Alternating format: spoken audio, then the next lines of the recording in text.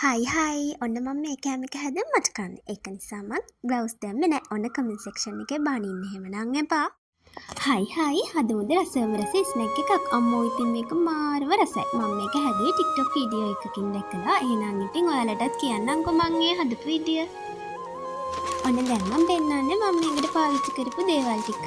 ඔයාලට මම මෙන්ෂන් කරලා දාන්නම්කෝ වීඩියෝ එකේ. මම ටිටෝස් පැකට් දෙකක් ගත්තට මම එකයි මේකේ පාවිච්චි කරේ. ඒ වගේම සෝය සෝස් ඕන, ටොමැටෝ සෝස් ඕන, මිරිස් කුඩු චුට්ටකුත් ඕන, ලුණු මිරිස් ටික චූටියට කපා ගන්න. ඉස්සර වෙලාම මැගි නූඩල්ස් ටික මේ විදියට කඩලා චුට්ටක් ෆ්‍රයි කරගන්න.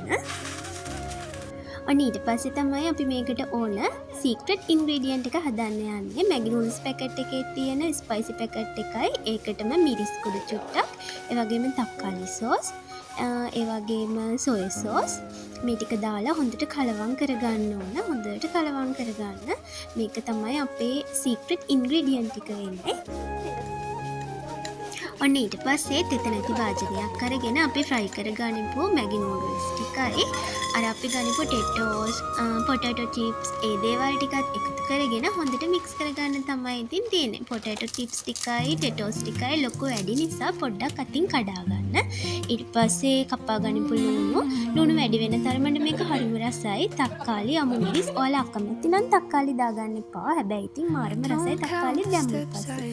අපි හදාගන්න පේස්ට් එකක් දාලා හොඳට කලවම් කරගෙන ඉතින් කන්න තමයි තියෙන්නේ. අම්මෝ මාරම රසයි. යාළුවොත් එක්ක චිල් එකේ ඉන්න වෙලාවට කියාපු කෑම එකක් තමයි මේක. එහෙනම් ඉතින් අනිවාර්යෙන් ඔයාලත් හදලා බලන්නකෝ. මම ගිහින් එන්නම්. පරිස්සමින් ඉන්න. බයි.